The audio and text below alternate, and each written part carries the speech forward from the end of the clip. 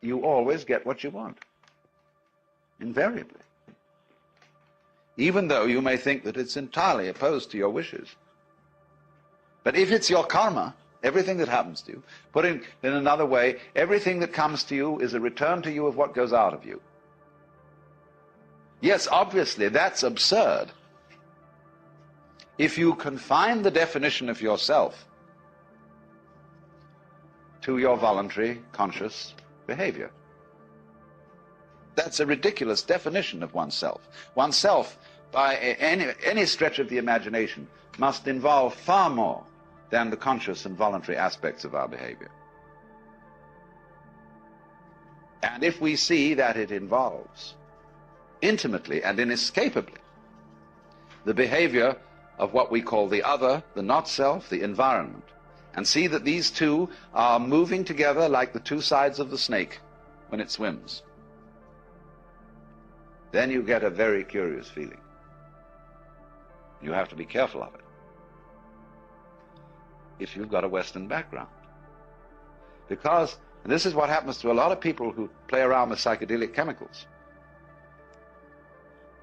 there are many, many cases of inflation among these people. That is to say, when you get this sensation that the two sides of the world, the inside and the outside, are moving together, you may think, I am ruling it. I am God in the Western sense of the word. Therefore, your ego, instead of being, as it were, integrated and transcended with all this process, merely assumes vast dimensions, has megalomania, is blown up by the mystical experience. And so you get the holier-than-thou people going around who seem to think that they're above all human conventions and have no obligations to anyone or anything, because they're divine and they can do as they damn please. What they haven't realized is that doing as you will isn't a new kind of behavior that you suddenly put on and say, from now on I'm going to go around doing as I will. You have to realize first that that's what you've always been doing.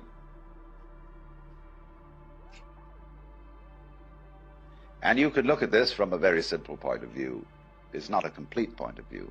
But you can say, well, now what about the people who did good and who did the things that they didn't want to do? You know, everybody's mother said to us, darling, sometimes we have to do things we don't like. Well, what about that? Well, you can always say, the kid obeyed the mother and did the thing that it didn't like because that was the better part of wisdom. In other words, if it hadn't done that, something worse would have happened. And we choose the lesser of two evils. And when you find yourself in a situation where you have to choose the lesser of two evils, then you say, I want out of here. And you take the easiest way. You take the line of least resistance. So that's your doing. Now, you can pursue that more profoundly when you stop thinking about human behavior as something that responds to the compulsion of an environment. And you can get out of that when you see the behavior of the environment as an essential aspect of you. So it isn't, as it were, the environment starting something, which you are therefore compelled to follow. It's the whole system moving together. So then, you get in the state of liberated or mystical consciousness, you very often feel that a hill is lifting you up as you walk up it. The ground seems to heave beneath your feet, and up you go. And you get this strange feeling of lightness, of effortlessness, walking on air, never a care, you know, this wonderful sense that there are no obstructions anywhere. There's nothing, as it were, banging you and making you do that. It all flows together. And that's a very common sense. You are actually, in that state of consciousness, you are perceiving the goings-on, the Tao, the course of nature, in the way it's happening. But in the ordinary way, you've been conditioned to resist it, to fight it, and to use those sensations of resistance to create a sensory basis for what you describe as the ego. The ego in practice is a sense of strain. When you are aware of I, you are aware of a basic discomfort, which is located basically between the eyes, somewhere in here, a sort of tightness. Also, it's in other centers too. It's in the solar plexus, and there are various physical centers, in other words, where this constant tension or resistance against it is going on. And that's what you feel when you talk about I. When that tension ceases, you discover immediately that the separate ego has disappeared, and that what I refers to is simply the total panorama of experience, everything that's happening. Obviously, I don't know all of it, because I can't inspect all of it with my radar, with my conscious attention. That would be a ridiculous undertaking, to know everything in that sense. We know it in a much better way, as we know how to grow hair and open and close our hands. So, this point of view can be understood if we clarify the initial problems we have about it. And I suppose the first problem is, if we accept the notion that everything that happens to us is our own karma, our own doing, then we have to be very careful of, shall we say, the devil of omnipotence, of inflation, of feeling that your ego is what is in control of all this. And the second thing is, if you think then that everything that happens to everybody is what they really want to happen, then you can absolve yourself from any qualms about being unkind to someone, because you could say, well, the unkindness I did you was what you really wanted, wasn't it? You know that business about the responsibility of the person who gets murdered for getting murdered? There is a curious sense in which a lot of people go around looking for trouble. Freud pointed out quite correctly the psychology of accident-prone individuals. They seem to be attracting trouble like lights attract moths. And we're all doing that, but we manage to remain unconscious of it, so that we can praise and blame and play the game which says, that's not my fault, that's your fault. And so we go around apportioning faults to everybody. Because if we're going to apportion praise for what the good things people do, you can't make praise mean anything unless you also go around blaming. Praise and blame go together. Supposing everybody was acting in a praiseworthy way, and we praised everybody for everything, they'd get tired of it. They wouldn't even notice it anymore. So long as you're going to get a kick out of being praised, you've got to go around blaming too. It's very simple. But if you see the folly of that praising and blaming are just creating each other, then you don't praise and you don't blame. You just dig the whole thing. And that's why, when we encounter very great sages, you never hear them blame people, and they very rarely praise anyone. You try to start gossip in the presence of such a person, and you make a derogatory comment about someone.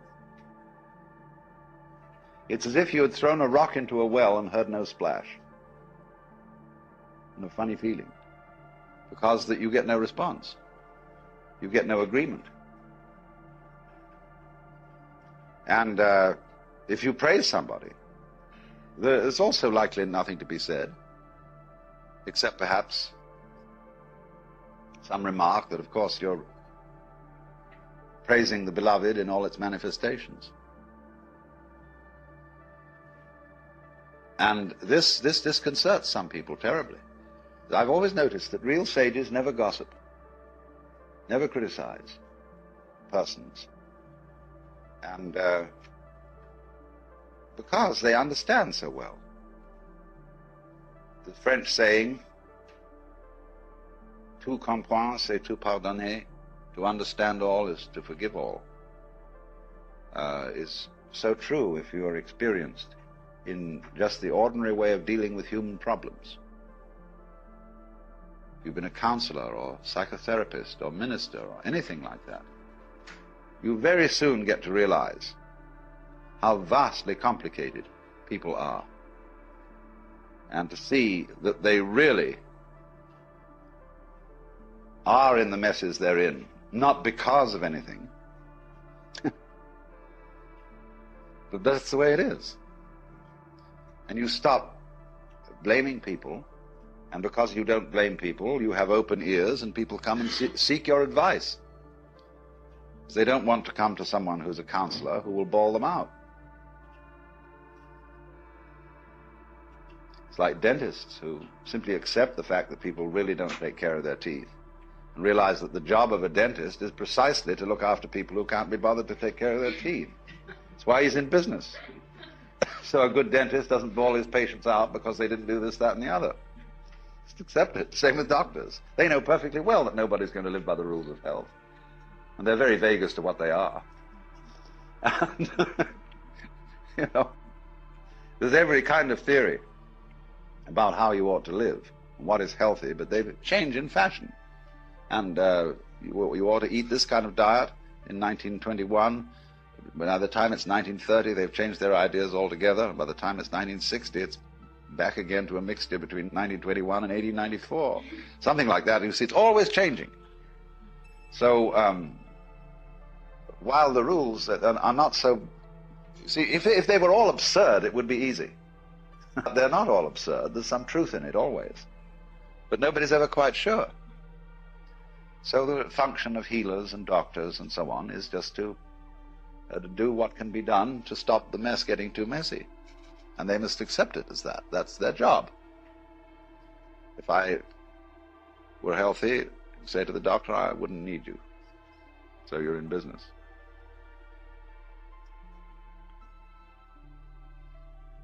Now, what about it then?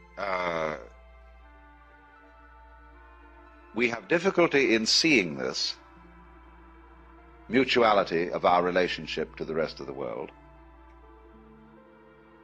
because it's contrary to common sense, contrary to the way we've been brought up. And therefore we have what I would call an initial intellectual block to understanding it, quite apart from any emotional blocks or anything of that kind. But obviously, we must overcome that intellectual block if we're going to go any further and actually realize and feel this way of life's working and this relationship between what you do and what happens to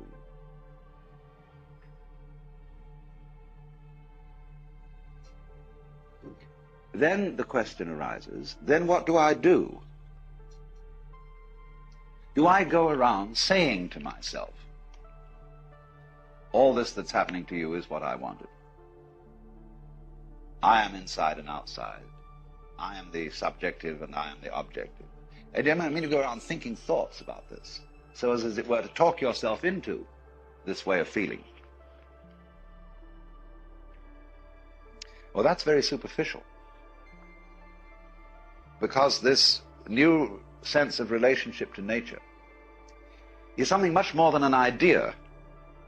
See, ecologists and physicists have the idea that this is so, but they mostly in their private life and in their ordinary human behavior are just like other people who don't feel it and who feel themselves in a Newtonian billiards game, even though they've gone on to quantum mechanics.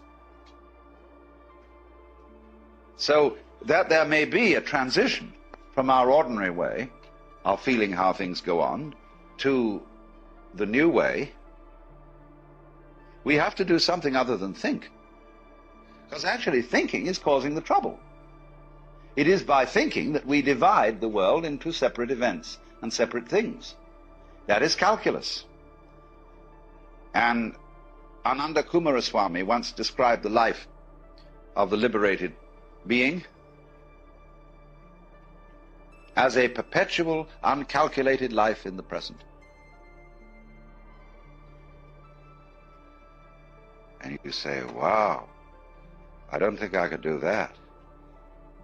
That saying of Jesus in the Sermon on the Mount, be not anxious for the morrow, the uncalculated life.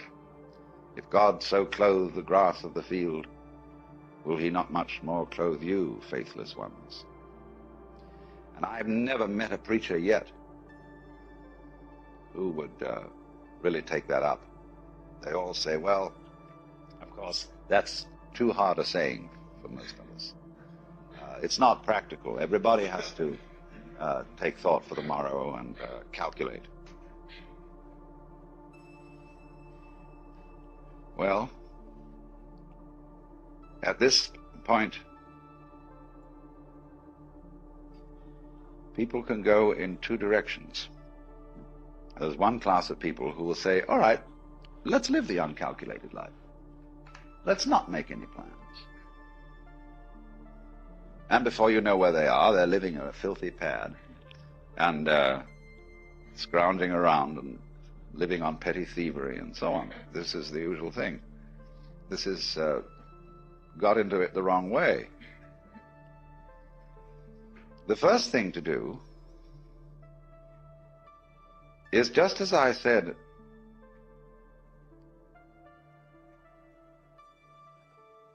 whether you like it or not, and whether you know it or not,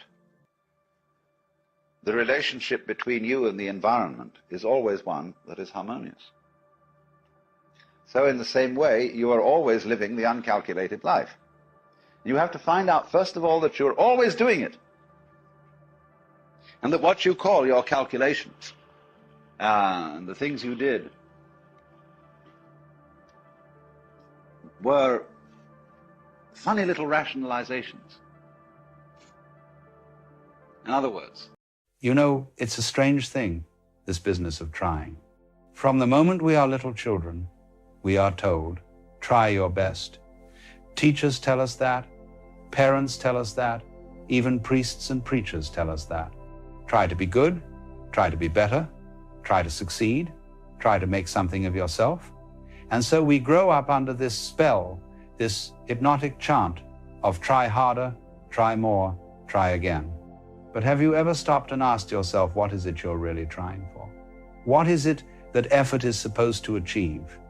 Because if you look at it closely, what you'll notice is that most of our trying has nothing to do with life itself.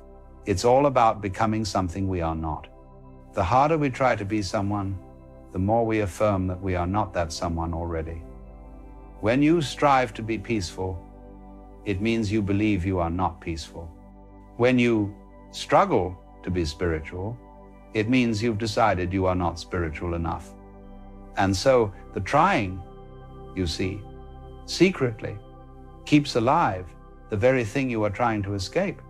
Now, there's a marvelous trick in nature, a kind of cosmic joke, where the moment you stop pushing so hard, things begin to happen on their own. When you stop trying to be happy, you notice that you're actually fine. When you stop trying to be loved, you realize you already are. And when you stop trying to be someone, life begins to express itself through you quite effortlessly. But of course, the word effortless terrifies us. We've been told that laziness is a sin, that to do nothing is to waste time. And so even when we try to relax, we sit there, teeth clenched, saying to ourselves, all right, I'm going to let go now.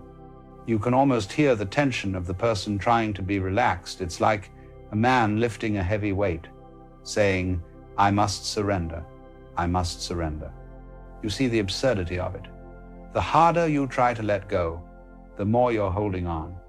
And this is why so many people are exhausted, spiritually exhausted, emotionally drained, physically worn out, because they are trying to be something that they already are.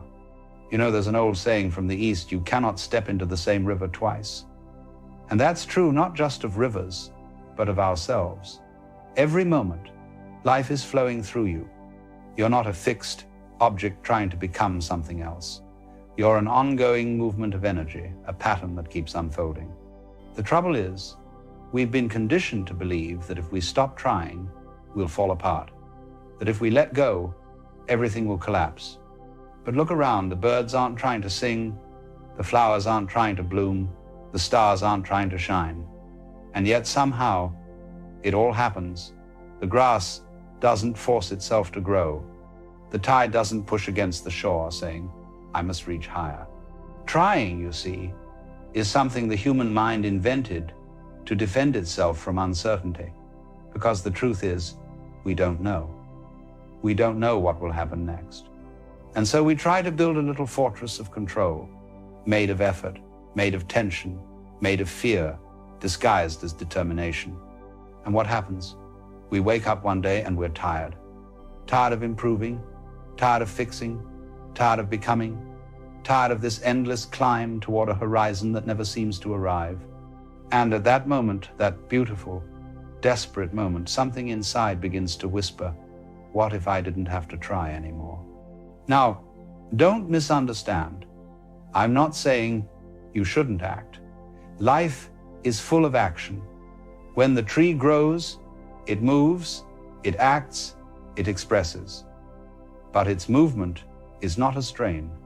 It's a spontaneous response to life. The same energy that makes your heart beat and your lungs breathe is the energy that moves the stars. You don't tell your heart to keep pumping, do you? It does it by itself. So when you're tired of trying, what you're really tired of is resisting that natural rhythm. You're tired of swimming upstream in a river that never asked you to. You're tired of fighting the current of your own nature. And you see, we humans have made a religion out of resistance. We glorify struggle, we call it ambition, progress, achievement, but no one tells you that ambition can become a prison, progress can become pressure, and achievement can become a constant reminder that you are not yet enough. So what if we dropped this idea, this feverish belief that life is a ladder to climb? What if there's no ladder at all? What if life is a dance, and you've been trying to march to a rhythm that was never meant to be marched to? You can't dance well if you're trying to control every step. You dance by listening, by feeling the rhythm move through you. The music, you see, is already playing. But most people are too busy trying to get to the end of the song. You've noticed this in conversations, haven't you? People aren't really listening. They're waiting for their turn to speak. They're trying to say something profound, something clever, something that will make them feel seen. But the irony is, the most alive moments happen when you stop trying to be interesting and simply become interested. When you stop trying to be spiritual, you find that spirituality is just being. When you stop trying to be enlightened, you find that awareness was already here. The effort obscures the very thing you're seeking. And this is the strange paradox of all human effort. You can't get there by trying, because the moment you try, you've already confirmed that you're not there. It's like saying, I'm going to relax. The very statement is self-contradictory. Relaxation happens when you no longer need to achieve it. But we live in a world that doesn't trust that. We've built systems on striving, education, religion, economics, all designed to reward effort and punish surrender. We measure worth by productivity, value by output. The whole thing is a beautiful machine that runs on human exhaustion. And then we wonder why we feel empty. When you're tired of trying, that emptiness is not failure. It's awakening. It's life whispering, come home. You don't need to run anymore. Think of a fruit ripening on a tree. It doesn't rush. It doesn't say, I must become sweet by Friday. It ripens because it cannot do otherwise. And when the time comes, it falls. Not out of effort, but out of readiness. The universe, my dear friend, has been ripening you in just the same way. Every frustration, every failure, every time you've said, I can't do this anymore, is a moment of ripening, a softening of the hard shell of control. And perhaps you've noticed the most beautiful moments in your life never came from trying. They came from being caught off guard, a sunset you didn't plan to see, a laugh you didn't force, a kindness you didn't expect. Those are glimpses of what happens when you stop trying and start living. You see, there's a great difference between effort and energy. Effort is what the ego does when it doesn't trust life. Energy is what life does when it trusts itself. When you're in love, truly in love, you don't try to love, you just love. When you're inspired, you don't try to create. You create because something inside you overflows. So when you say, I'm tired of trying, perhaps what you're really saying is, I'm ready to trust. Trust that life knows what it's doing through you. Trust that you don't have to hold the steering wheel of existence. Trust that what you call chaos is simply order too vast for your mind to grasp. The ocean doesn't need your permission to move the tide. The stars don't wait for you to finish your to-do list before they rise. And you, this strange little ripple of consciousness, are not separate from all that. You are that. You are the same force that breathes galaxies into being, now wearing human skin. And that, you see, is the punchline of this cosmic joke. The one who's been trying so hard to live was life itself, pretending to be separate. And the moment you stop trying to be what you already are, you laugh, as all wise men do, at the sheer simplicity of it. You were never behind, you were never off track, you were never failing. You were simply playing the game of becoming until you remembered that being was enough. Now, when one has truly seen the exhaustion of trying, something very quiet begins to happen. It is not a decision you make. It is not even something you can do. It is more like the way dusk falls over a restless city. Slowly, gently, and without permission, a kind of stillness descends.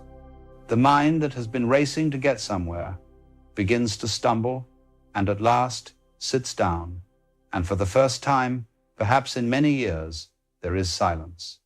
You see, silence is not the absence of sound. It is the absence of resistance. It is the moment you no longer feel compelled to hold yourself together. And in that silence, something rather beautiful begins to unfold. You start to see that life has been moving perfectly well all along without your constant interference. When you let go of the compulsion to manage every outcome, you begin to notice an intelligence at work that is infinitely wiser than the one in your head. Call it nature, call it Tao, call it God, the name doesn't matter. What matters is that you begin to see how it operates. You begin to see that the same power that makes a seed split open in the darkness of the soil is the power that moves through you when you breathe, when you smile, when you weep. And when you trust that, you find a deep rest, a rest far beyond sleep. Because sleep, you see, is rest for the body, but surrender is rest for the soul.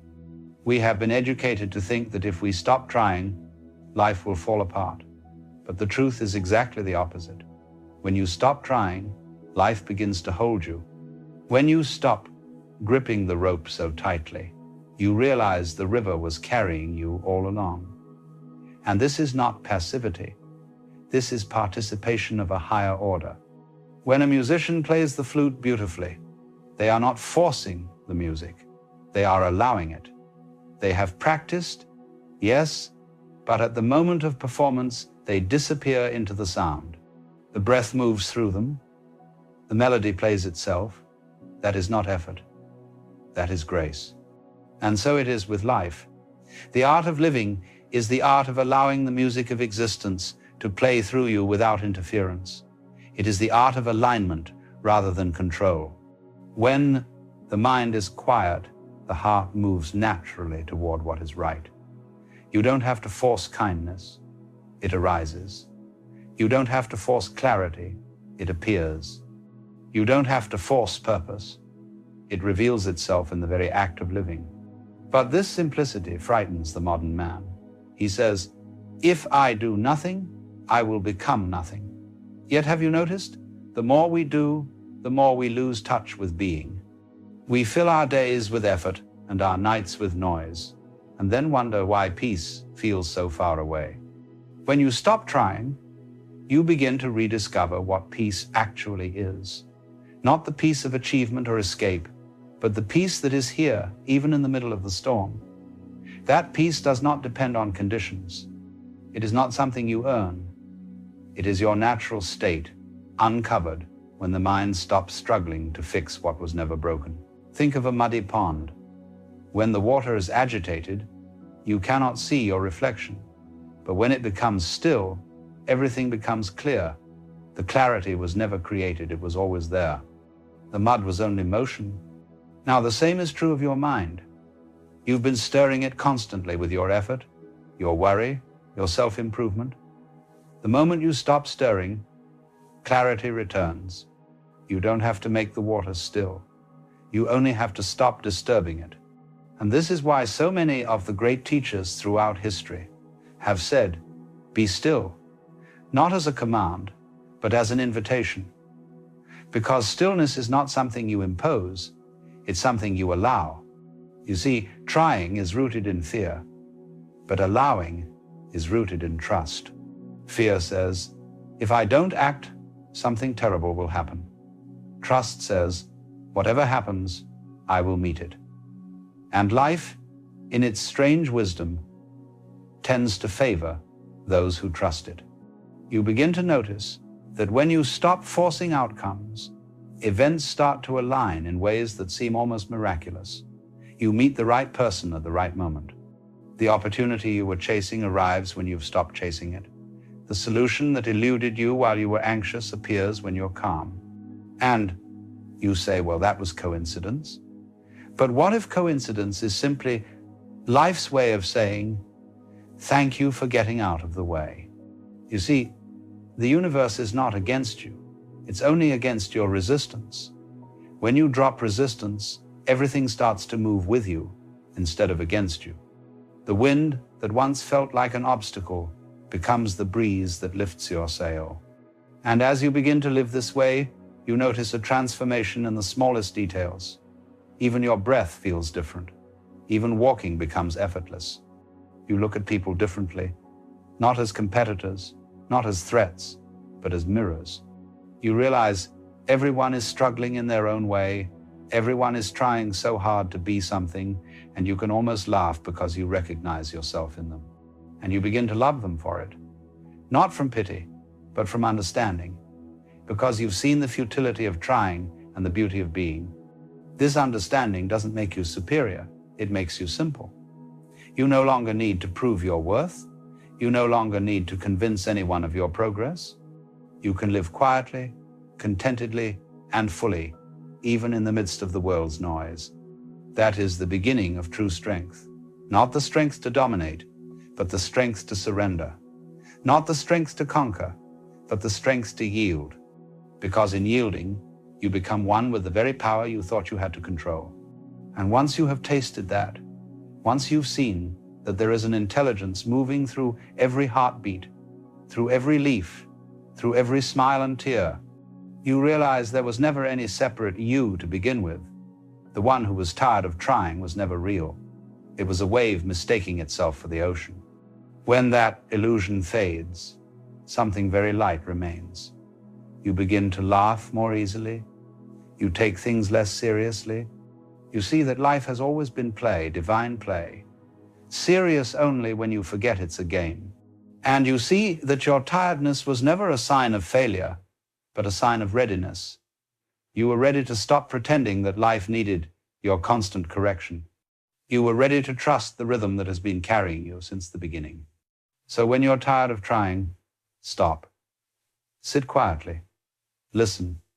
You may hear, beneath all your thoughts, a small but steady pulse. That pulse is life itself. It has never abandoned you. It has never required your perfection. It only asks that you let it move as it will. For when you stop trying to live life, you realize life has been living you all along. And in that realization, effort dissolves into ease, fear dissolves into freedom, and the tired soul at last remembers its own timeless rest. You know, there comes a moment in many people's lives when everything suddenly feels utterly pointless. The job that once seemed important now feels like a meaningless charade. The relationships that once brought joy now feel like empty performances. The goals you were chasing now seem arbitrary and hollow. And you look at your life and think, what's the point of any of this? Why am I doing what I'm doing? What does any of it matter? This is not depression, necessarily, though it might look like it from the outside. This is something much more interesting.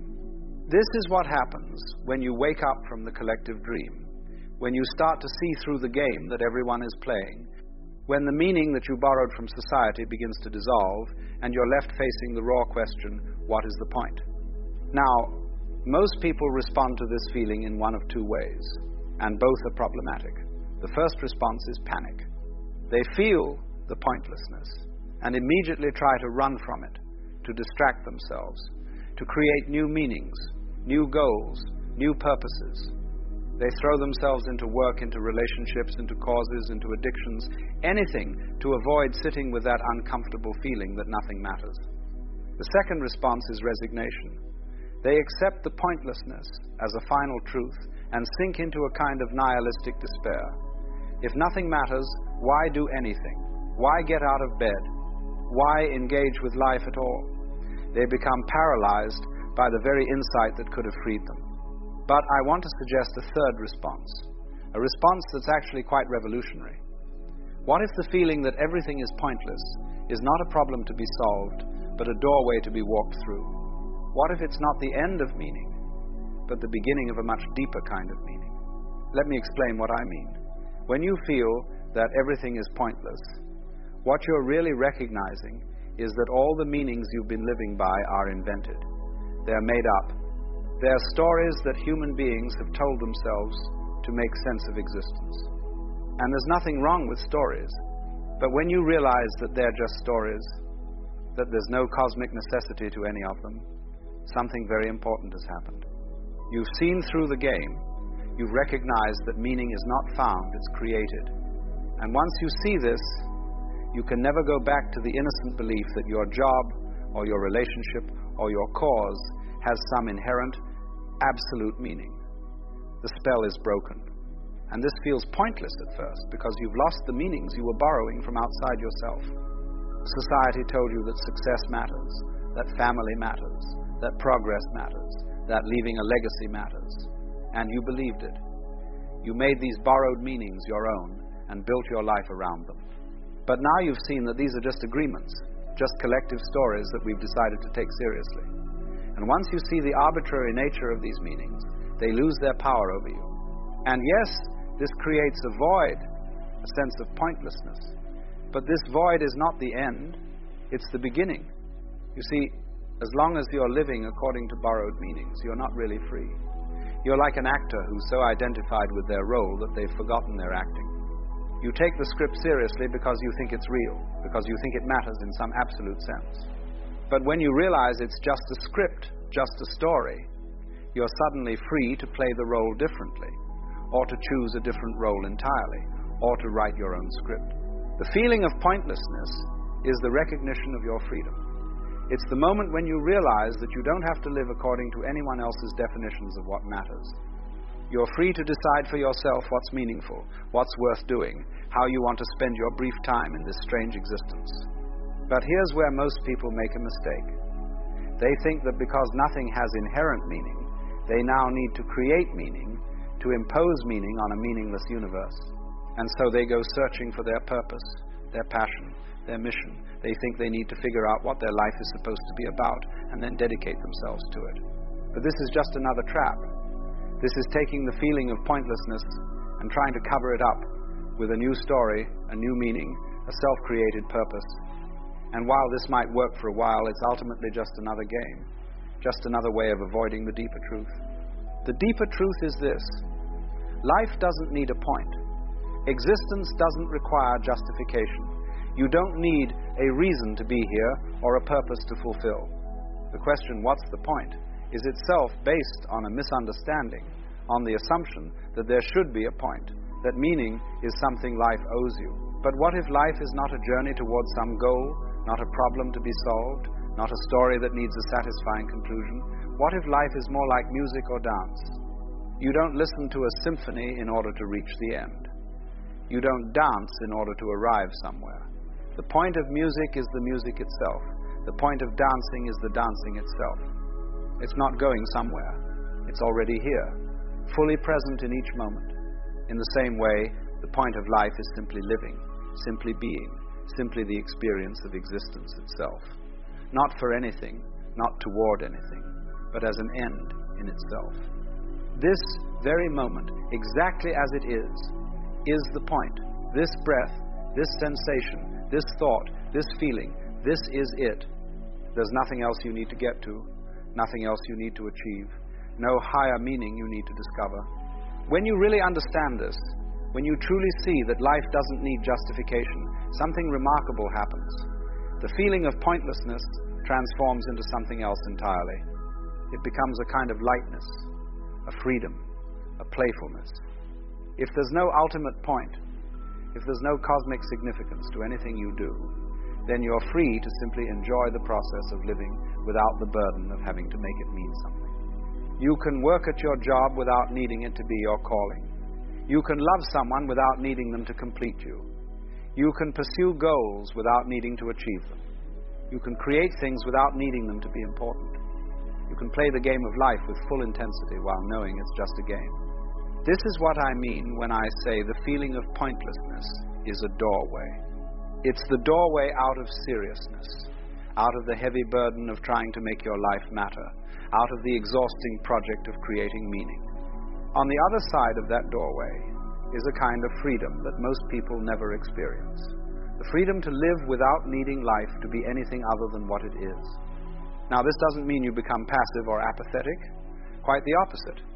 When you're no longer burdened by the need to make everything meaningful, you're actually more free to engage fully with life.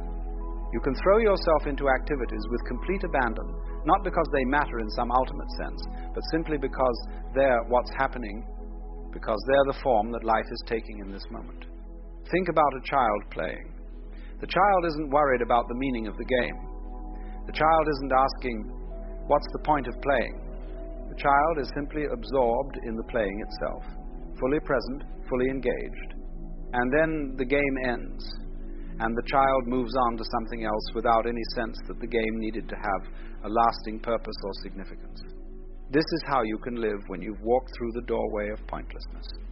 You can engage with life fully and passionately, and then let it go and move on to the next moment, the next game, the next experience. Nothing needs to be permanent. Nothing needs to be ultimately meaningful. Everything can be enjoyed for what it is, in the moment that it's happening. But what about the big questions? What about death? What about suffering? What about the fact that everything you do will eventually be forgotten? That the universe will end? That nothing you create will last forever? Doesn't this make everything pointless? Only if you think the point of life is to leave a permanent mark, to create something that lasts, to be remembered. But why should that be the point? The sunset is beautiful, and then it's gone. The flower blooms, and then it wilts. The wave rises, and then it falls back into the ocean.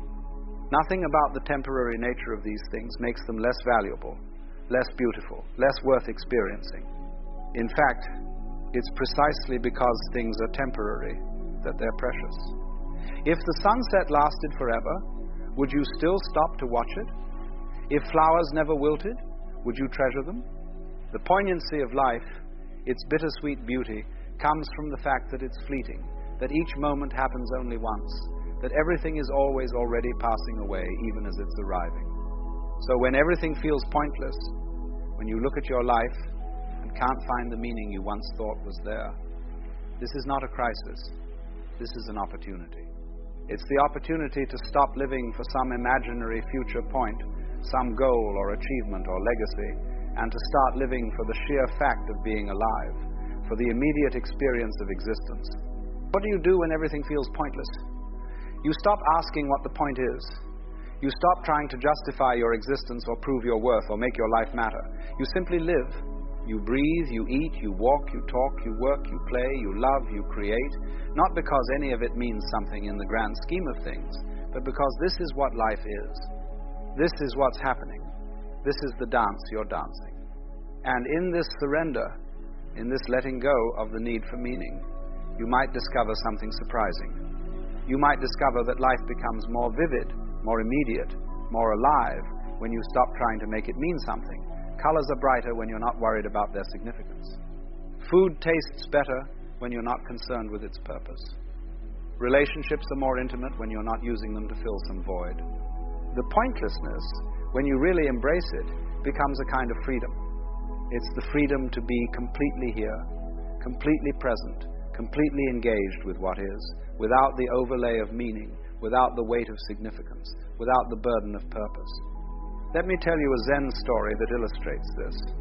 A student comes to the master and says, "Master, I've studied all the scriptures, I've practiced all the techniques, I've contemplated all the koans, but still, I don't understand. What is the meaning of life?" And the master says, "Have you eaten your breakfast?" The student says, "Yes." The master says, "Then go wash your bowl." You see, the student is looking for some grand cosmic meaning, some ultimate purpose. But the master is pointing to the simple fact of living. Eat your breakfast, wash your bowl. This moment, this activity, this simple fact of existence, this is it. There's nothing else you need to find, nothing else you need to understand. When everything feels pointless, this is what you do. You eat your breakfast, you wash your bowl, you do what's in front of you to do, not because it has some grand meaning, but because this is the form that life is taking right now. You're here, you're alive, and this is what being alive looks like in this moment. And gradually, if you stay with this, if you don't run back to searching for meaning or sink into despair, you begin to notice something. You begin to notice that the question itself dissolves. What's the point? Stops being a relevant question. It's like asking what the point of a sunset is, or what the purpose of a mountain is, or what a river means. These questions don't make sense because these things don't exist for any reason beyond themselves. They're not means to an end. They're ends in themselves. And so are you. You're not here to accomplish something, or to fulfill some purpose, or to make your life mean something. You're here because you're here. You're alive because you're alive. And that's enough. That's more than enough. That's everything. So when everything feels pointless, celebrate. You've seen through the game.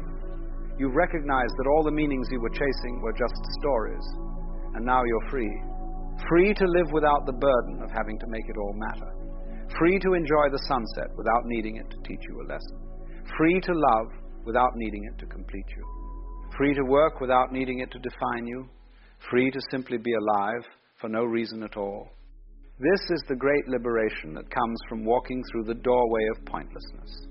On the other side, you discover that life was never about the point. You threw yourself into these games with complete conviction.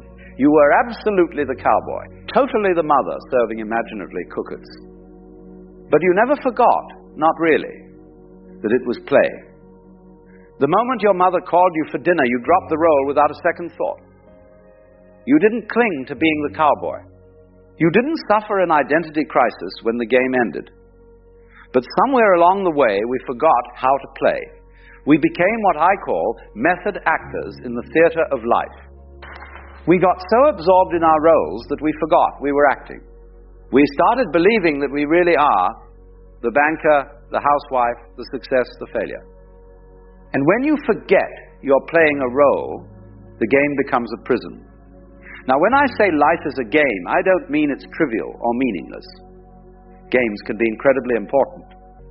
He plays with intensity, with passion, with everything he's got. But he maintains what we might call a light touch.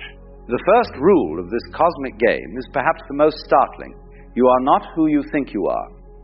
The person you call by your name, with your particular history, your specific worries and dreams, that's just your character in the game.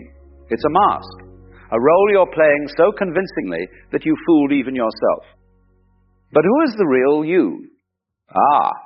That's where it gets interesting. The real you is the player, not the character. You are the awareness that can observe thoughts, feelings, sensations. You are the space in which all experiences arise and dissolve. You are, if you will, the stage on which the entire drama unfolds. Once you see this, really see it, the game changes completely. You realize you've been like an actor who got so lost in his role that he forgot he could take off the costume and go home. Suddenly you remember, you are not trapped in the character.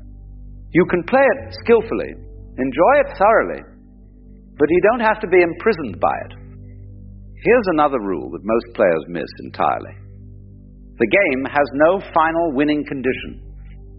There is no ultimate prize, no finish line where you can finally declare victory and retire. The whole point of the game is the playing itself. We've been taught to think of life as a journey, with a destination. But it's much more like music or dancing. You don't dance to get to a particular spot on the floor. You don't listen to a symphony to get to the final note. The meaning is in the movement, in the flowing, in the playing. But we've turned life into a race. We rush through childhood to get to adulthood. We hurry through school to get to our careers. We work frantically to reach retirement. And then we sit in our rocking chairs, wondering where it all went. We were so busy trying to get somewhere else that we missed the only place we ever actually were, which is here, now, in this moment. The game is always happening now. Not tomorrow when you'll be happier, not yesterday when things were better, but right now. This is the only time the game is actually being played. Yet most of us are like people at a concert who spend the entire performance reading the program notes, trying to figure out what's coming next instead of listening to the music that's playing right now. Another fascinating aspect of this game is that it's completely rigged in your favor. How's that? Well, no matter what happens to you, no matter what role you find yourself playing, you can't actually lose, because you are not just your character. You are the entire game itself. Think of it this way. In a dream, you might be chased by a monster, and it feels terrifying. But when you wake up, you realize you were both the one being chased and the monster doing the chasing. You were the entire dream. In the same way, you are not just one player in the cosmic game. You are the game playing itself. This might sound like mystical nonsense, but consider this. Every person who irritates you, every situation that challenges you, they're all part of your experience. They exist in your awareness. In a very real sense, the entire universe as you know it is happening inside your consciousness. You are not a small separate being struggling in a hostile world. You are the world, looking at itself through the eyes of what you call you. Once you get this joke, and it is a cosmic joke of the highest order, your whole approach to living changes. You stop taking everything so personally. When someone criticizes you, instead of getting defensive, you might think, here's the universe playing the role of the critic. How interesting. What can I learn from this performance? When you're facing a difficult situation, instead of asking, why is this happening to me? You might ask, why am I happening to this? Because if you are the entire game, then you are not the victim of circumstances. You are circumstances, appearing to yourself as challenges to make the game interesting. Now let me address something important. This doesn't mean you become passive or indifferent. Far from it. When you know you're playing a game, you can play it with tremendous skill and enthusiasm. You can care deeply about your moves while not being devastated, if they don't work out perfectly. You can love fully while not being destroyed, if that love isn't returned. You can work passionately while not being crushed, if your efforts don't immediately succeed. The secret is what I call playing with a light touch.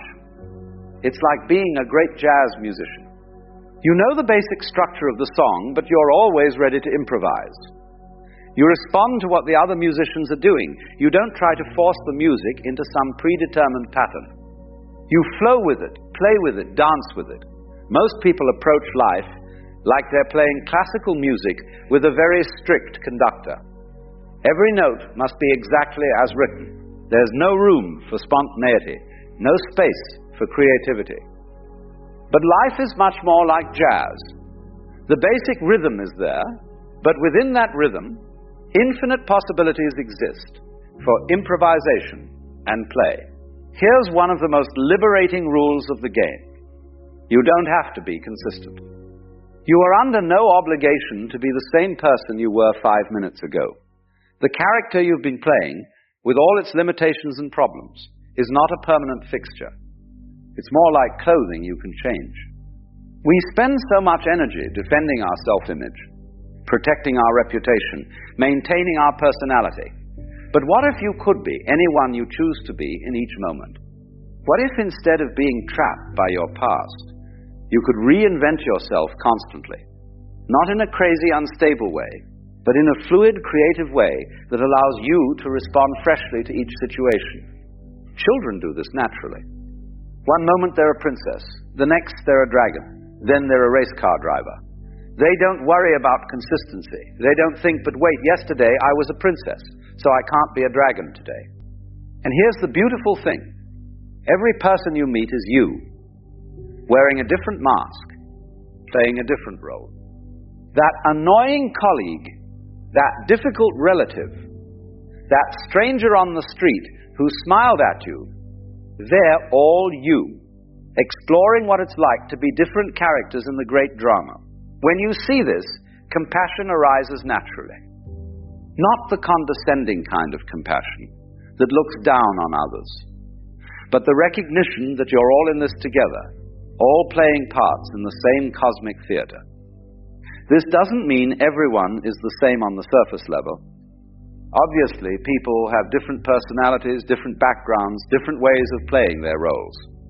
But at the deepest level, the awareness looking out through their eyes is the same awareness looking out through yours. We're all windows in the same house, each with a different view, but all part of the same structure. Now, let's talk about one of the trickiest aspects of the game. The part most people find hardest to master. How do you deal with suffering? How do you play skillfully when the game seems to turn against you? When you're dealt what appears to be a losing hand? The first thing to understand is that suffering is not the same as pain. Pain is natural, inevitable. If you stub your toe, it hurts. If someone you love dies, you grieve. These are simply part of the human experience, part of what makes the game interesting and complete. But suffering, that's different. Suffering is the story we tell ourselves about the pain. It's the resistance to what's happening, the demand that life be different than it is. Pain says, this hurts. Suffering says, this shouldn't be happening. It's unfair. It means something terrible about me or my future. When you understand this distinction, you can learn to experience pain without adding the extra layer of suffering. You can feel sadness without the story that you should be happy. You can face challenges without the narrative that you're a victim. You can encounter setbacks without the drama that your life is ruined. Think of it like weather. Sometimes it rains, sometimes it shines. The sky doesn't resist the rain or cling to the sunshine. It simply allows whatever weather is happening to happen. You can approach your inner weather the same way. Sometimes you'll feel joyful, sometimes sad, sometimes confused, sometimes clear. None of these states are permanent. They're all just part of the changing weather of consciousness.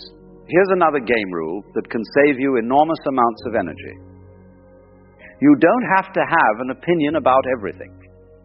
You don't have to judge every experience as good or bad, right or wrong. Sometimes you can simply say, how interesting, and leave it at that. We've been trained to constantly evaluate, to always be deciding whether we like or dislike what's happening.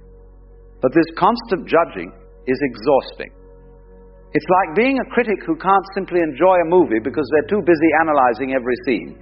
Sometimes you can just watch, just experience, just be present, without needing to have a position about it all. The master player learns to hold their opinions lightly. They might have preferences, but they don't cling to them. They can enjoy their favorite food without being upset when it's not available. They can enjoy their favorite music without being bored. They can enjoy their favorite movie without being bored. They can enjoy their favorite movie without being bored. They can enjoy their favorite music without being bored. They can enjoy their favorite food without being upset when it's not available. The moment you think you have it all figured out, life will throw you a curveball. The moment you get comfortable with your role, circumstances will invite you to play a different part. Instead of resisting these surprises, you can learn to welcome them. They keep the game interesting. Imagine playing chess with someone who always made the same moves, or watching a movie where you knew exactly what would happen next. How boring would that be? The surprises, the plot twists, the unexpected turns, these are what make life an adventure rather than a tedious routine. When you stop needing to control every detail, when you develop what we might call a taste for surprise, you begin to find life endlessly fascinating rather than constantly frustrating. Now, one of the most liberating discoveries you can make about this game is that there are no real mistakes, only experiences. What you call failures are just experiments that didn't work out as expected. What you call successes are experiments that exceeded your expectations. But they're all just data points in the grand experiment of being human. A child learning to walk doesn't call it failure when they fall down. We think we should be able to do everything perfectly on the first try. We think mistakes are signs of inadequacy rather than natural parts of the learning process. We turn every stumble into evidence that we're somehow deficient. What if you could approach your whole life with the same attitude that child has toward learning to walk? What if every mistake was just information? Every failure, just feedback? How much lighter would you feel if you weren't carrying around all that self-judgment about your imperfect performance? Here's something else about this game that might surprise you. The best players are often the ones who appear to be playing the least. They move through life with a kind of effortless ease, not because they don't care, but because they've learned to work with the natural flow rather than against it. It's like the difference between swimming upstream and floating downstream. Both require skill, but one is exhausting while the other is energizing. When you understand the currents of life, when you learn to read the patterns of existence, you can accomplish much more with much less effort. This doesn't mean being lazy or passive. It means being intelligent about when to act and when to wait, when to push and when to yield. It means developing what the Chinese call Wu Wei, which is often translated as non-action, but really means action that is perfectly appropriate to the situation, like water flowing around rocks in a stream. Water doesn't try to fight the rock. It simply flows around it, and in doing so, it gradually wears the rock away. This is the power of the gentle approach, the light touch. The skillful player who understands that force is rarely the answer to life's challenges. Another crucial aspect of mastering this game is learning to play multiple roles simultaneously, without getting confused about which is which. You hear of a point of masteral, and from Bukabal of the Psalms as Tilaza. Each role has its own requirements, its own costume, its own way of being. The skillful player can move fluidly between these roles without losing their center. They can be tough in business negotiations and tender with their children. They can be a student in one context and a teacher in another. They don't get stuck in any single identity.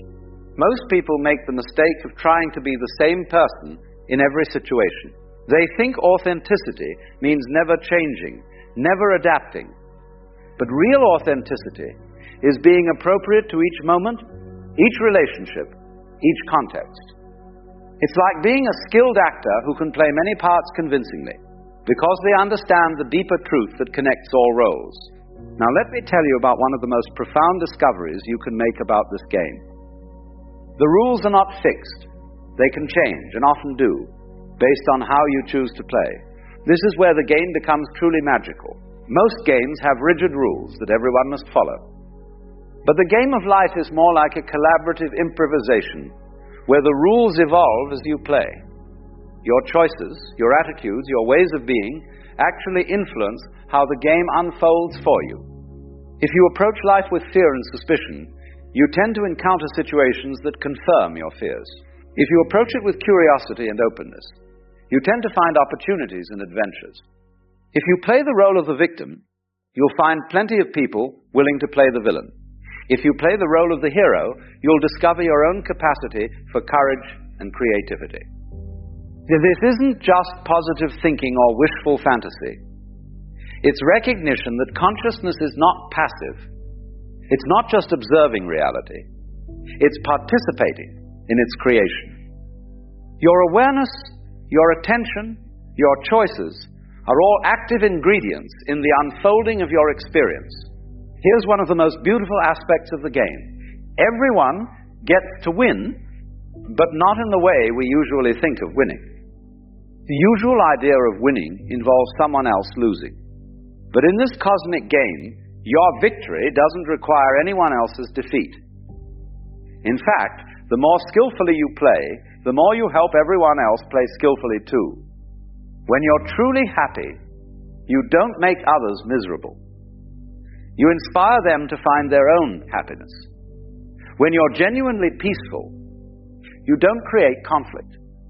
You help others discover their own peace. When you're authentically yourself, you don't diminish others. You encourage them to be authentically themselves. This is why the masters, the really skillful players, often seem to be playing an entirely different game from everyone else. They're not competing, they're not trying to prove anything.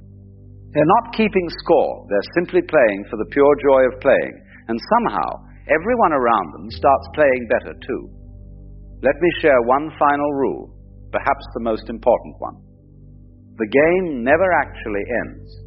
What you call death is just changing costumes, changing roles, changing the scenery.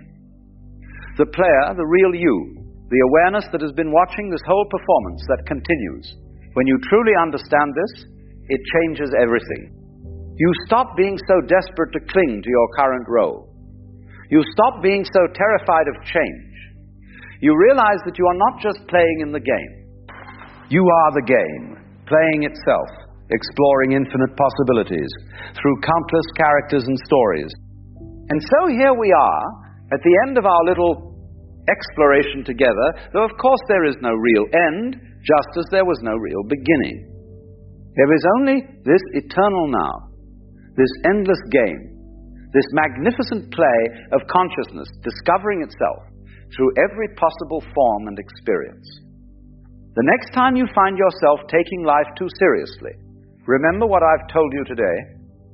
You are not a struggling individual trying to survive in a hostile universe. You are the universe itself, playing at being an individual, exploring what it's like to apparently struggle, apparently succeed, apparently fail, apparently win. It's all play. It's all dancing. It's all music. And you are both the composer who won the sung, the dance around the drum. Play skillfully. Play joyfully. Play with that light touch that comes from knowing it's all one magnificent cosmic game. And remember, in this game, everyone gets to be the winner. Because everyone is you. And you are everyone. And we're all just the one consciousness, playing at being many. The game never ends. It only changes form. And what a delightful game it is. Have you noticed how rare it has become to find someone who truly thinks? I don't mean someone who merely reacts, repeats, or argues.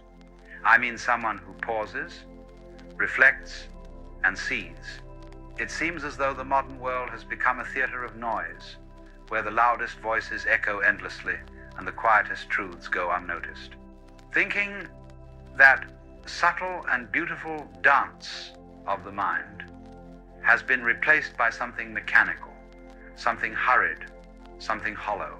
And in that silence between all the noise, something essential to our humanity is vanishing. If you observe carefully, you'll see that thinking is no longer rewarded. What is rewarded instead is speed, agreement, conformity. A mind that questions is seen as inconvenient, even dangerous. We are surrounded by machines that feed us information faster than we can process it, yet slower than we can understand it. Every headline, every post, every flicker of a notification calls to us like a siren, pulling our attention outward, scattering it in 1,000 directions. The tragedy is not that we have access to too little information, but that we have too much of it, and too little wisdom to discern. The mind, which was once the explorer of mysteries, now behaves like a sponge, absorbing endlessly without digesting. We mistake opinions for insight, repetition for truth, and noise for knowledge. And slowly, the most extraordinary gift we possess, the ability to think freely, dulls into passive obedience. This, I believe, is one of the great tragedies of modern civilization. Not that people are uneducated, but that they are unthinking. We have trained entire generations not to ask questions, but to seek answers that already fit their comfort. The school teaches you to remember, not to understand. The media teaches you to react, not to reflect. The world teaches you to belong, not to awaken. And so, critical thinking becomes an act of rebellion. Why is this happening? Because to think deeply is to become uncertain. To see clearly is to become uncomfortable. True thought requires stillness, courage, and above all, humility.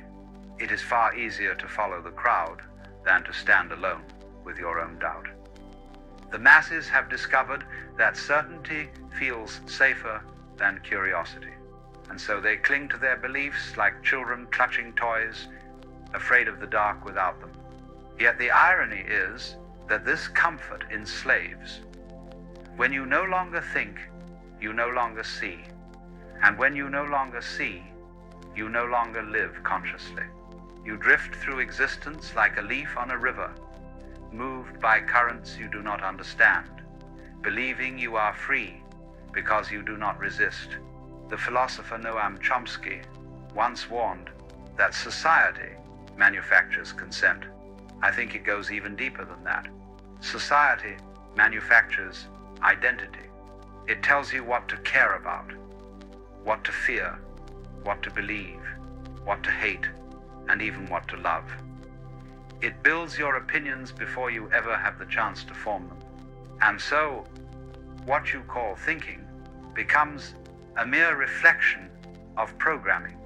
The world whispers its script into your mind, and you, unknowingly, become its voice. This, my friend, is collective stupidity, not stupidity in the sense of low intelligence, but in the sense of a mind that has ceased to function as its own. A collective sleep, a trance. Observe how people consume information today. A headline flashes, an image provokes, and the mind leaps to judgment. There is no pause, no distance, no reflection. Reaction has replaced reason. Emotion has replaced evidence. Outrage has become the new form of participation. But thinking, real thinking, is not reactive. It is contemplative. It begins not with an opinion, but with a question. And questions, in the modern world, make people uneasy. Why? Because a question opens space, and in that space, illusions begin to tremble. The world, in its current form, does not want you to think. Thinking people are difficult to control. They question the game instead of playing it. They see through illusions, and illusions are the lifeblood of social order. The system thrives on your attention, your reaction, your distraction. It cannot thrive on your awareness. That is why, in the age of information, ignorance has become profitable. The algorithms that guide your attention are not designed to show you truth. They are designed to show you what keeps you engaged. Outrage keeps you scrolling. Agreement keeps you comfortable. Division keeps you online. And all the while, your mind is being fed not with nourishment, but with noise. The philosopher Marshall McLuhan once said, "The medium is the message." What he meant is that the way information is delivered shapes the very structure of our thought. And what are the dominant mediums today? Short clips, quick headlines, emotional bursts. A world of fragments, designed for speed, not depth. a world where we are trained to consume feelings, not ideas.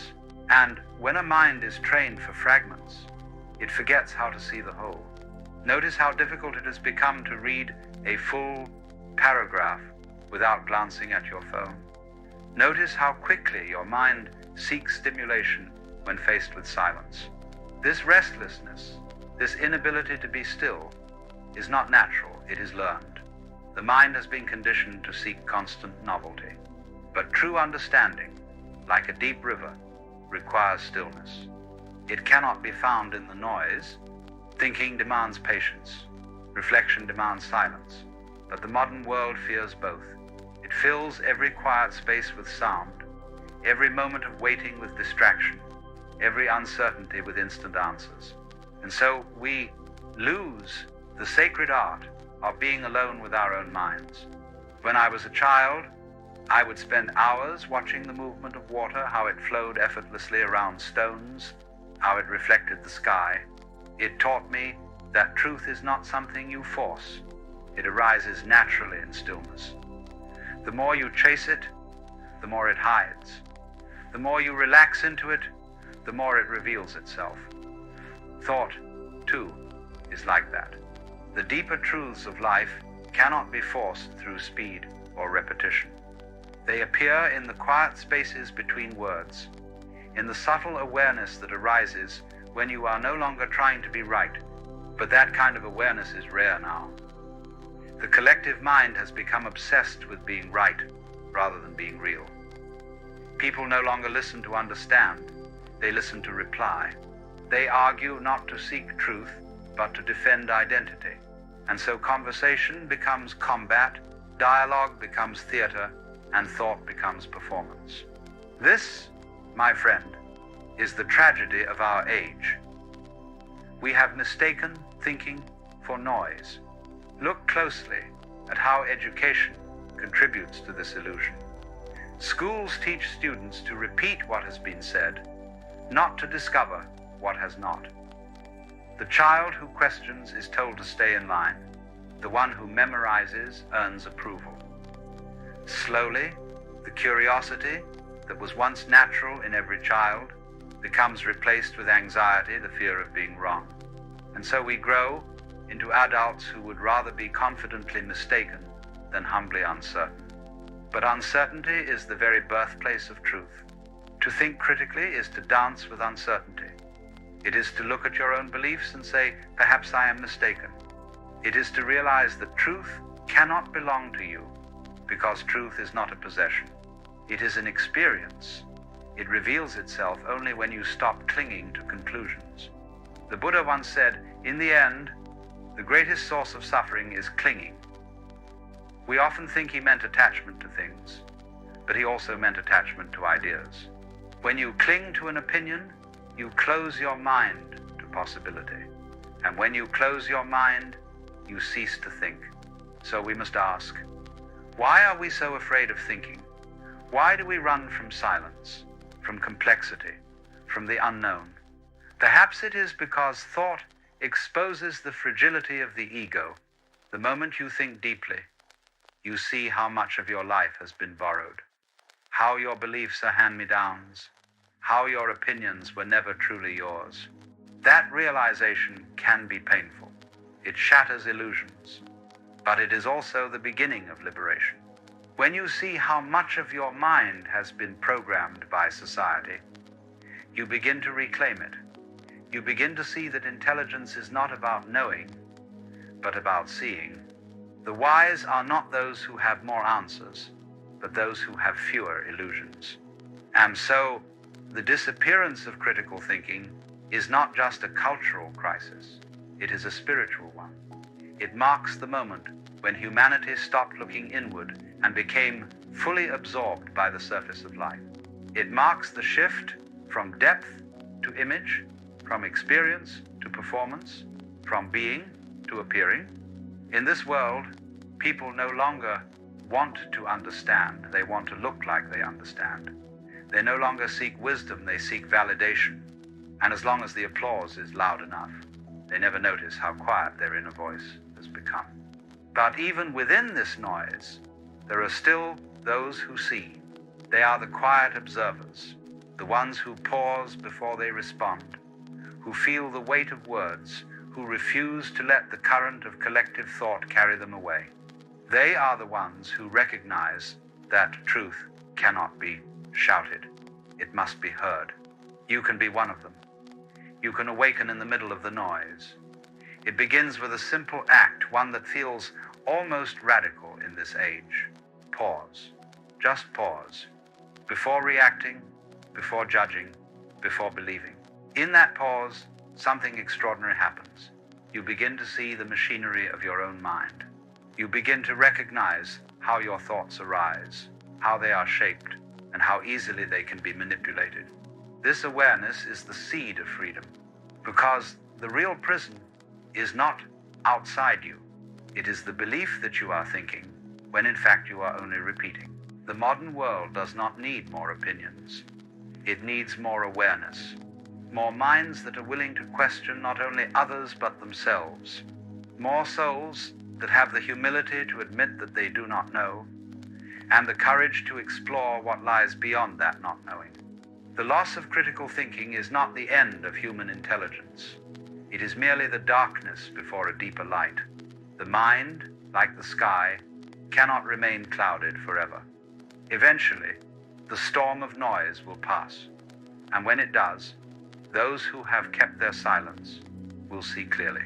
Perhaps that is the true role of thinkers in this age, not to argue, not to prove, but to remind others that silence is not ignorance. It is the beginning of real thought. And so, we end this reflection where all true thinking begins with awareness. Awareness that the collective mind is asleep, awareness that most thought today is imitation, and awareness that awakening begins not with shouting at others, but with listening to yourself. Because when you begin to listen deeply, the noise of the world fades, and the music of reality begins to play again. You see, awakening the mind is not a matter of adding more information. It is not a process of collecting facts or learning to argue better than others. To think clearly is not to fill the mind, but to empty it of noise. For clarity does not arise from accumulation, but from stillness. The mind must learn to see without distortion, to rest in the space between opinions, and to discover once again the natural intelligence that was always there beneath the surface. When you were a child, your mind was curious, open, and alive. You questioned everything, not because you wanted to be clever, but because the world was a wonder to you. But as you grew older, the world began to answer your questions before you could even ask them. Schools told you what to think, society told you what to want, and fear told you what not to say. Slowly, your curiosity was replaced with certainty, and certainty, in time, turned into pride. Yet deep within, there remains a quiet voice.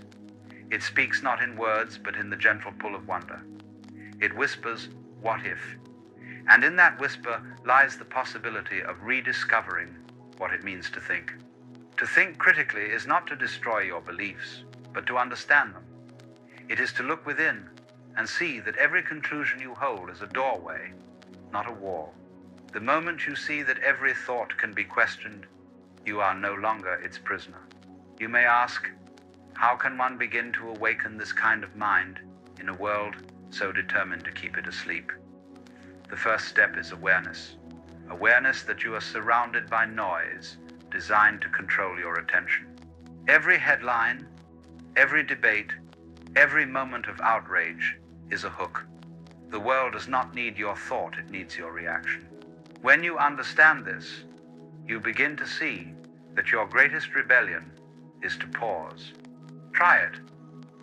The next time you feel provoked by something you read or hear, do not respond immediately. Feel the space that opens between the stimulus and your reaction. In that space lies your freedom. That space is the birth of true thought. It is what separates the conscious human being from the automatic machine. The world moves fast, but your awareness does not have to. When you slow down, you begin to see how others are swept away by their emotions, their ideologies, their need to be right. You will feel the pull too. but you will no longer be controlled by it. To think clearly in this world requires the same qualities that meditation requires: stillness, patience, humility. For thinking, like meditation, is not about reaching conclusions, it is about seeing clearly. The conclusions come by themselves when the seeing is clear. But our society is impatient. It wants answers, not awareness. It wants noise, not nuance. That is why true thinkers are often misunderstood. They appear uncertain, hesitant, even silent. But in their silence there is more truth than in all the noise of those who claim to know. Critical thinking, at its core, is not about being skeptical of others. It is about being honest with yourself. It begins with the recognition that your own mind can deceive you, that what feels true may not be true, that what seems right may only be familiar. When you begin to question your own certainty, the door to wisdom opens. You might think this sounds like doubt, but there is a great difference between doubt and fear. Doubt is alive, flexible, and humble. It is the beginning of discovery. Fear is rigid and defensive. It clings to beliefs as shields. The mind that doubts is open to new light. The mind that fears is trapped in its own shadow. So begin by doubting yourself, not in the sense of insecurity, but in the sense of curiosity. Ask, why do I believe what I believe? Who told me this? What would I discover if I looked beyond it? Such questions do not destroy faith, they purify it. They strip away the false until only what is real remains. When you practice this kind of inquiry, you will begin to see how much of your thinking has been borrowed. You will notice how certain phrases echo in your mind as if placed there by unseen hands. You will see how the opinions you defend most passionately often come from sources you never examined. This is not a failure, it is the beginning of awakening. To awaken is not to fight the collective stupidity of the world. It is to stop feeding it.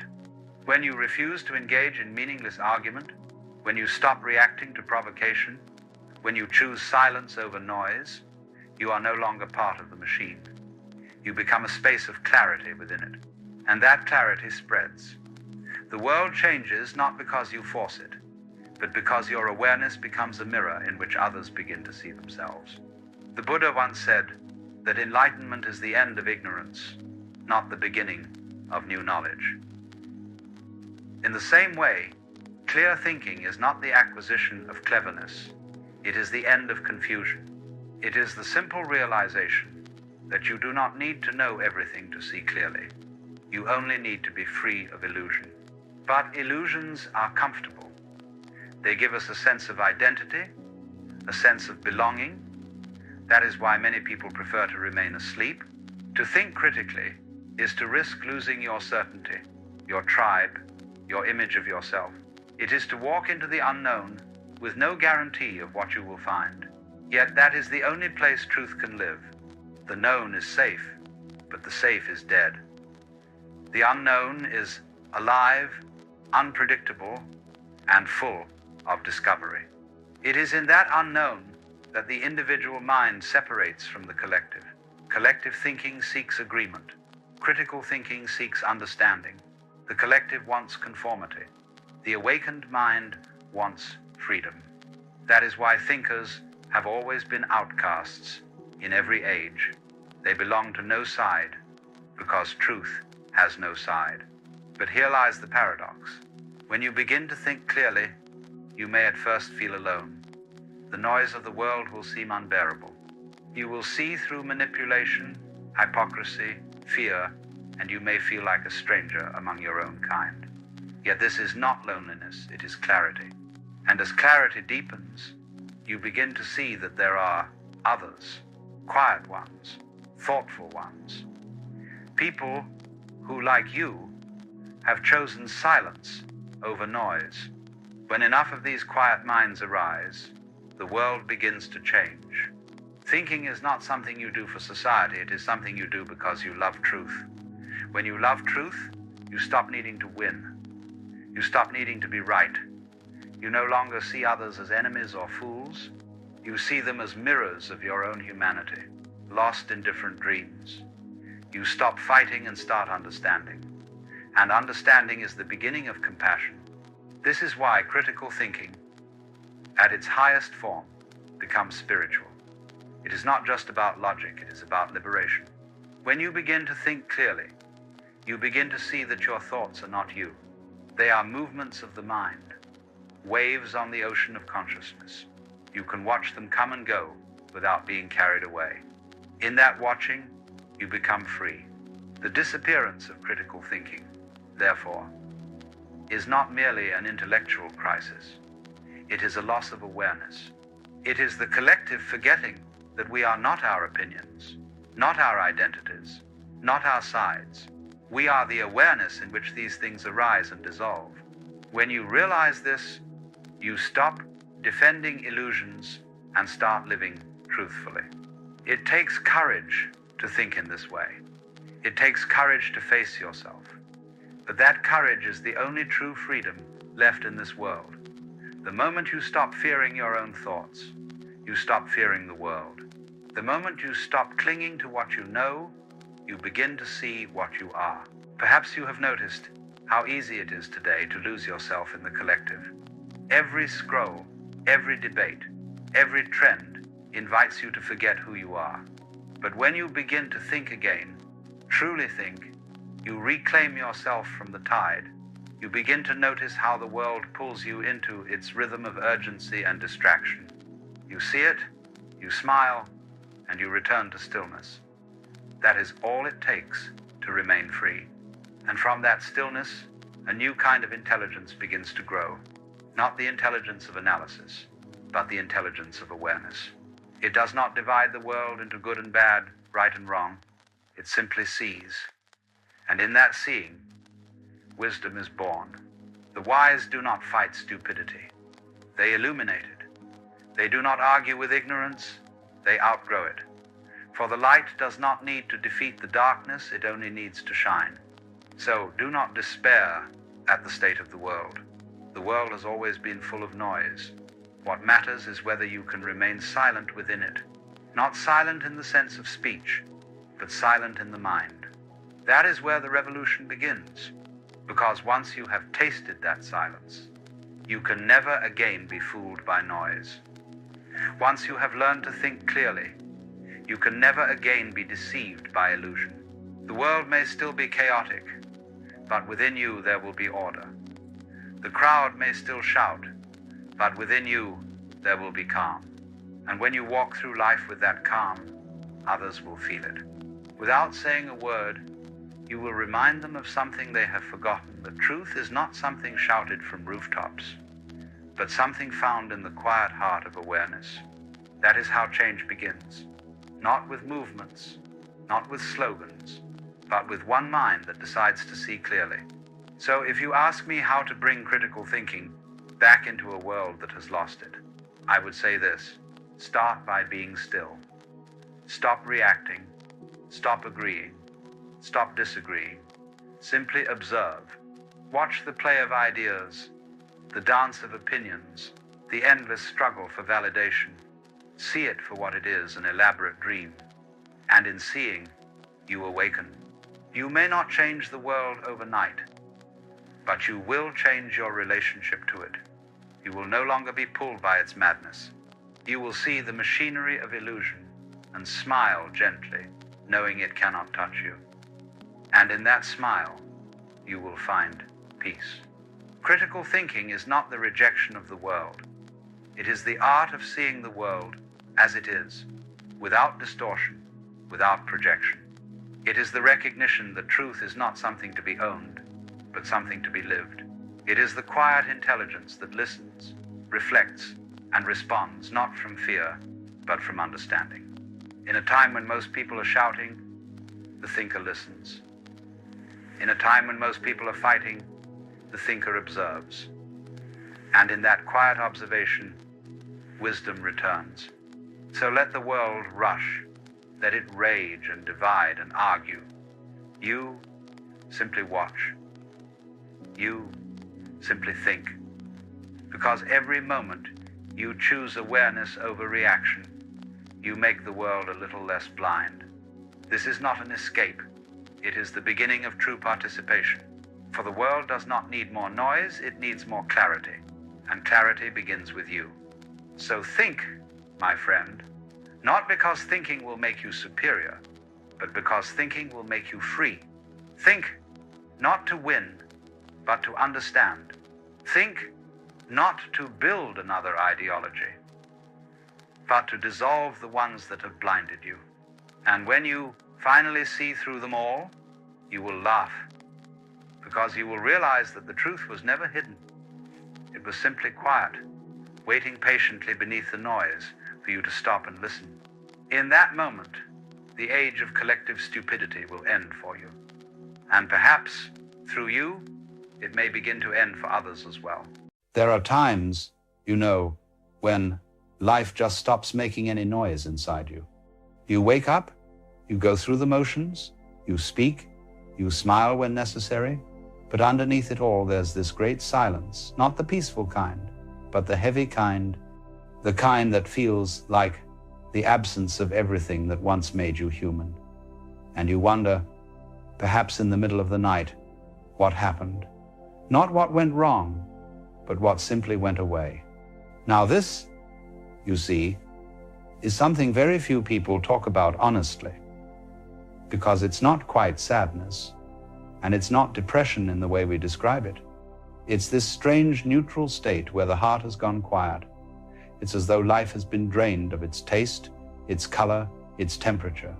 Food doesn't move you, music doesn't move you, beauty passes by, and you say, yes, that's nice, but it doesn't reach you. And the mind? Oh, the mind tries very hard to fix it. It says you're tired, or you need purpose, or you must be missing something. And so we set out again on another little quest. We read another book, we buy another thing, we start another project, and for a few moments we feel that flicker, that little flame of being alive, and then, almost cruelly, it disappears again. Now, perhaps you've noticed that when you feel nothing at all, the temptation is to run toward something, anything that will make you feel again. And yet, the more you run, the quieter it gets inside. You start to realize that what you're trying to escape is not outside of you. It's this very absence itself. You're afraid of it. You're afraid of nothingness. Let me tell you about a man I once met after a lecture. He waited until everyone had left, and then came up to me with that sort of half smile people wear when they're holding back tears. He said, Alan, I don't feel anything anymore. Not joy, not sorrow. It's like my life has gone flat, and I'm terrified that I've broken something inside myself. And I said, well, perhaps you've broken the illusion that something inside you needs to always be feeling. You see, we have this idea that feeling is proof of being alive, that to feel nothing is to be half dead. But that's not true. Sometimes to feel nothing is to stand at the very edge of transformation, because feeling nothing is what happens when the old ways of responding no longer make sense, when the machinery of your personality, all the habits, all the emotional reflexes have finally worn out. And so, for a while, you're left in this strange twilight. You're not who you were, but you haven't yet discovered who you are. And in that interval, it feels like a kind of death. The Buddhists have a word for this, shunyata, emptiness. Not emptiness as in despair, but emptiness as in spaciousness, as in a room cleared out so that something new might enter. But we in the West, we've never been very good at letting rooms stay empty. We rush to fill them with noise, with company, with goals. We can't bear the echo, and yet it's precisely that echo that begins to teach us something. Because when you finally stop running from it, you start to hear something softer within the silence. You start to notice that this nothing is not hostile. It's not an enemy. It's a space. And in that space, you are still there. You haven't vanished. You're simply resting from the performance of being someone. Now, if you've ever truly felt this kind of emptiness, you know it can't be solved by self-improvement. You can meditate, journal, change your diet, change your surroundings, and yet the silence remains. That's because the silence is not a problem. It's a teacher. Think of it like the winter of the soul. In winter, the trees look dead, the ground is cold, lifeless. But what's really happening is not death, it's incubation. Life is gathering itself unseen beneath the surface, waiting for the right season to emerge again. But if you were to judge the tree in winter, you'd say, it's over, it's finished. And that's what we do to ourselves when we feel nothing. We think something's gone wrong, but what's really happening is that the part of us that used to be moved by certain things no longer needs to be. That version of us has outlived its time.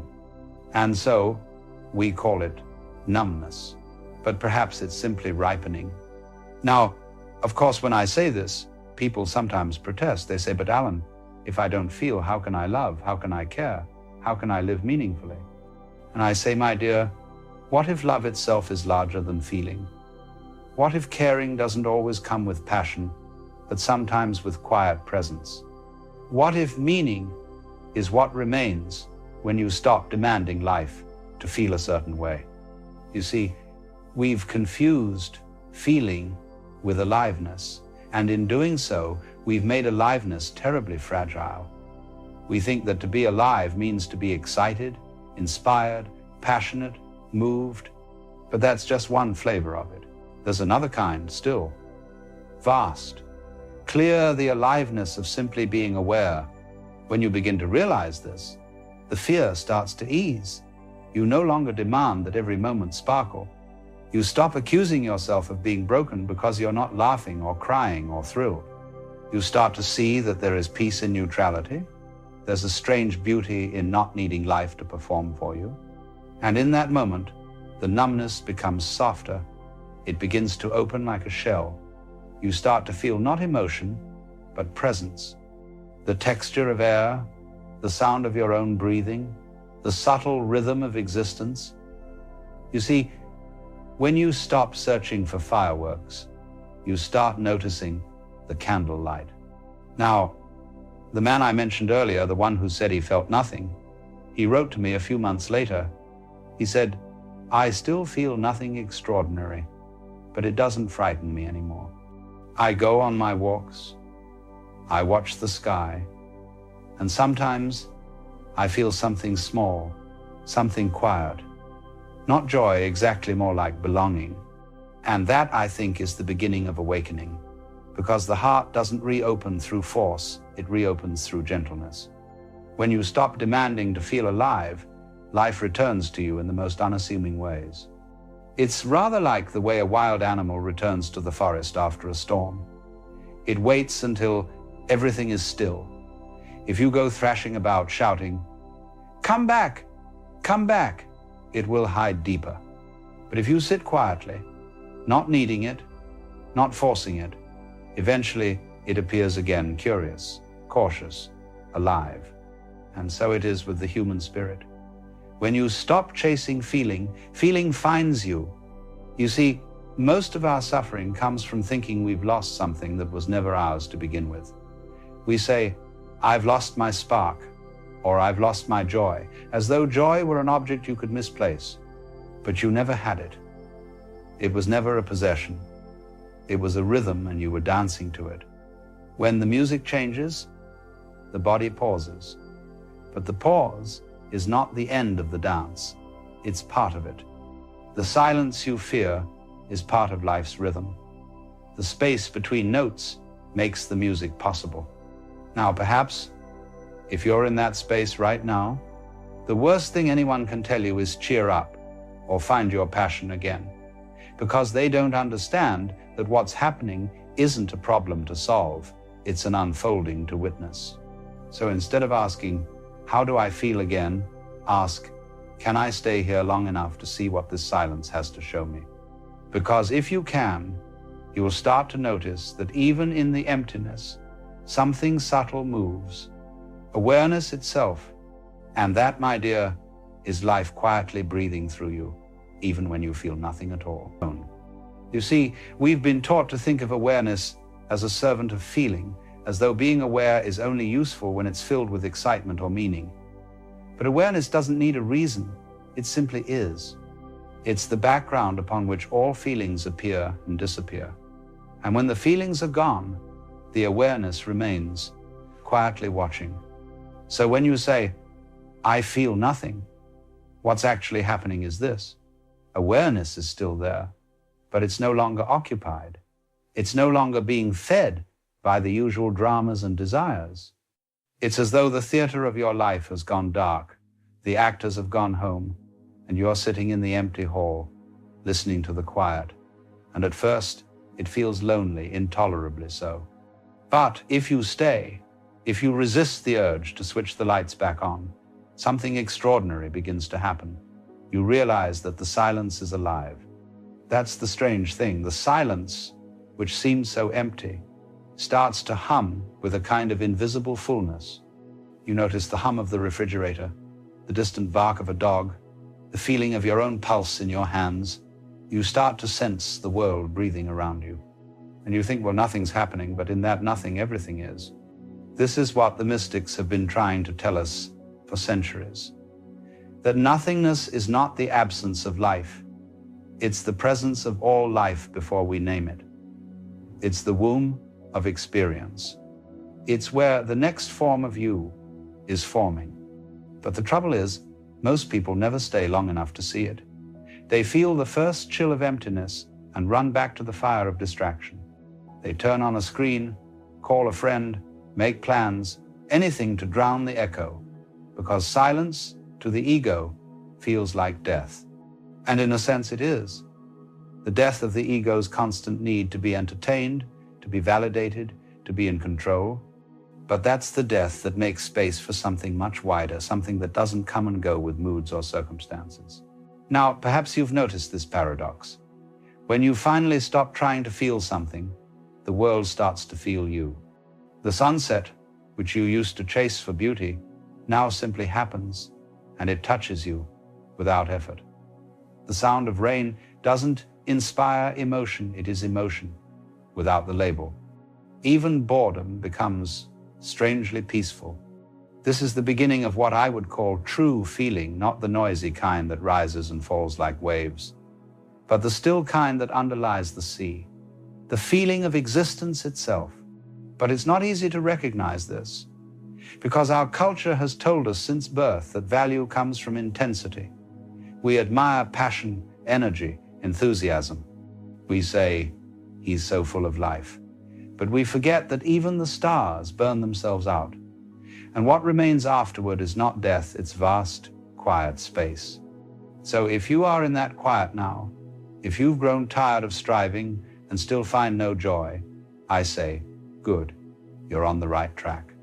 Because you are beginning to see through the illusion that feeling something is better than seeing clearly. There is a peculiar story I remember from a student of mine, a woman who had spent years chasing inspiration. She told me, Alan, I used to paint every day, and it filled me with meaning. But now I stand before the canvas and feel nothing. I've lost my gift. And I said, maybe you've lost the gift of ambition, not the gift of seeing. Try to paint without meaning. A few weeks later, she sent me a small painting, a simple one. A white bowl on a wooden table, sunlight touching the rim. There was no message, no drama, but it was alive in a way her earlier work wasn't. You could feel the quiet. She wrote, I think I understand now. I don't paint to express anymore. I paint to listen. And that's it, you see.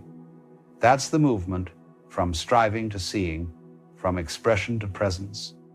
The world becomes not something you decorate with meaning, but something you participate in wordlessly.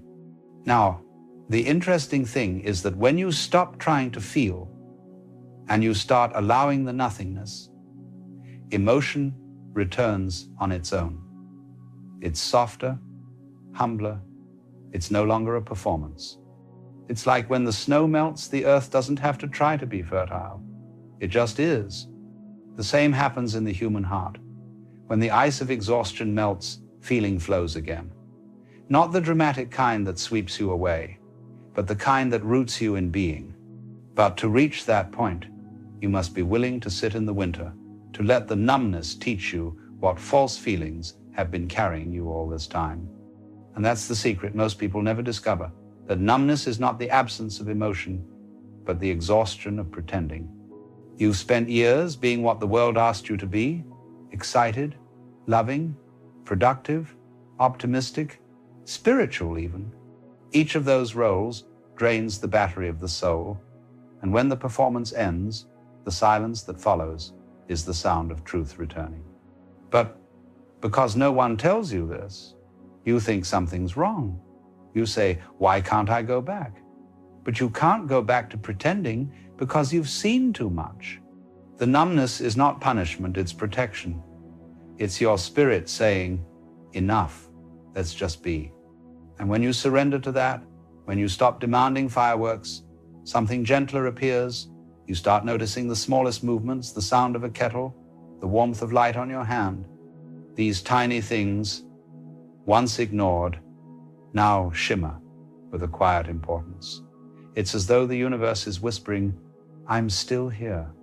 You see, feeling doesn't begin when the heart races. It begins when you stop racing. The most profound feelings often appear in disguise, not as joy, but as stillness, not as excitement, but as peace.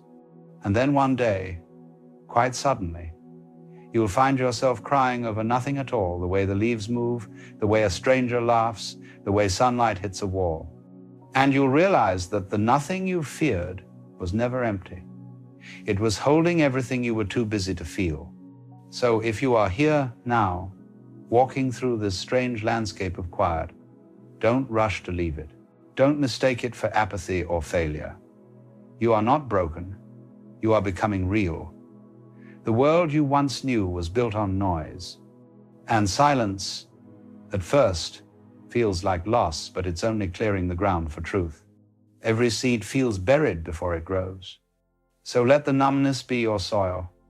Let it cover you, hold you, and trust that what looks like emptiness is just the space life needs to begin again. Because one day, you will wake up and realize that nothing has changed and yet everything feels alive again. The same sky, the same faces, the same world, but you are seeing it from beyond the veil of meaning. You are no longer trying to extract feeling from life, you are letting life feel through you. And that, you see, is the difference between being alive and knowing you are alive. When you've sat in the stillness long enough, something begins to move again. Not the mind that's been running all along, but something deeper. Something that stirs beneath the surface like the first ripple on a frozen pond. It doesn't come as fireworks or revelation. It comes as warmth. A faint warmth that feels almost fragile at first, like the light of dawn before the sun rises. You can't quite explain it. Nothing in your life has changed. You're still the same person, sitting in the same chair, looking at the same world.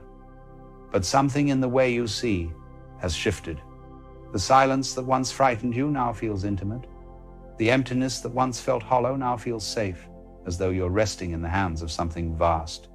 And then it hits you, this is what you were running from all along. Not the pain, not the sadness, but the simplicity of being. Because to simply be is to give up control. It's to stop managing your own aliveness and let it unfold on its own terms.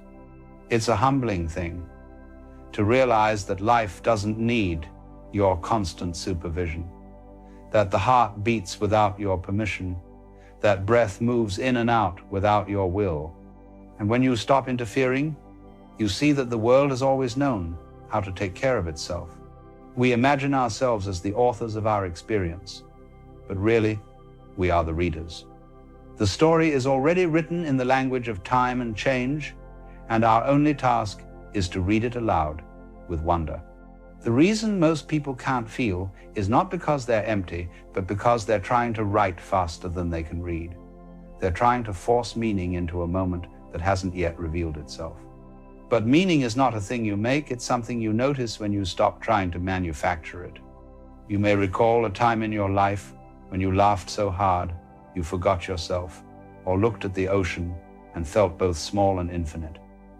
That's the moment you stopped thinking about life and started being with it. That's the return we're all aching for, the home we keep leaving without knowing.